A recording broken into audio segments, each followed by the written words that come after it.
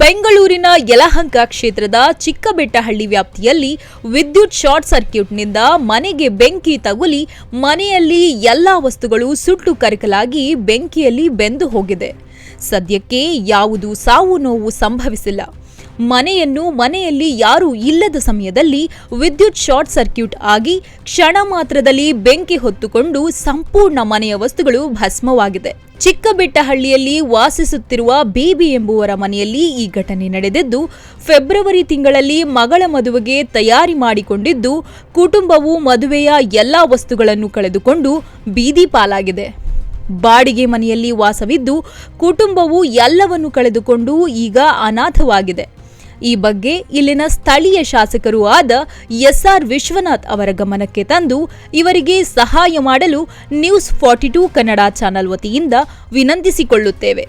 ವಿಷಯ ತಿಳಿದ ಕೂಡಲೇ ಸ್ಥಳಕ್ಕೆ ಅಗ್ನಿಶಾಮಕ ದಳ ಬಂದು ಬೆಂಕಿಯನ್ನು ಆರಿಸುವ ಕೆಲಸವನ್ನು ಮಾಡಿತು. ಘಟನೆ ಬಗ್ಗೆ ಸ್ಥಳೀಯರು ದುಃಖವನ್ನು ವ್ಯಕ್ತಪಡಿಸಿದರು.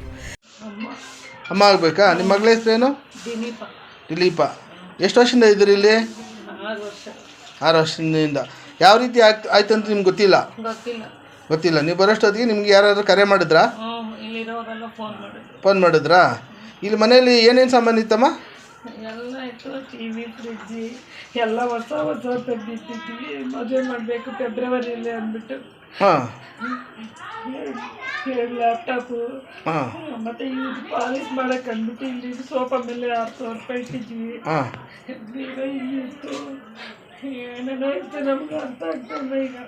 ನನಗೆ ಓನರ್ ಆಂಟಿ ಫೋನ್ ಮಾಡಿದ್ರು. ನಾನು ಆಫೀಸಲ್ಲಿದ್ದೆ. ನಾನೆಲ್ಲ ಪ್ರತಿಯೊಂದು ಮನೆಯಿಂದ ಹೊರಡಬೇಕಂದ್ರೆ ಪ್ರತಿಯೊಂದು ಆಫ್ ಮಾಡಿ ಹೋಗ್ತೀನಿ, ಎಲ್ಲ ಚೆಕ್ ಮಾಡಿಕೊಂಡು. ಆಂಟಿ ಫೋನ್ ಮಾಡಿ ಹೇಳಿದ ತಕ್ಷಣ ನಾನು ಗಾಬರಿಯಾಗಿ ಬಂದೆ. ಇಲ್ಲಿ ಏನೂ ಇಲ್ಲ. ಬಂದು ನೋಡಿದ್ಮೇಲೆ ಪ್ರತಿಯೊಂದು sofa, UPS, fridge, TV, Airtel dish, ಪ್ರತಿಯೊಂದು ವೈಫೈ ಏನೇನು ಹಾಕಿದೆ ಎಲ್ಲ ಪ್ರತಿಯೊಂದೂ ಹೋಗಿದೆ ಇಲ್ಲಿ.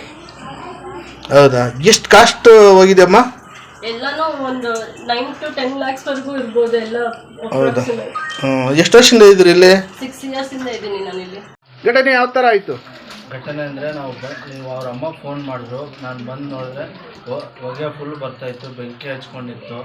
ನಾವು ಬಂದು ನೀರೆಲ್ಲ ಹಾಕಿಸಿ ಇದೆಲ್ಲ ಮಾಡಿದ್ದೀನಿ. ಹೌದಾ?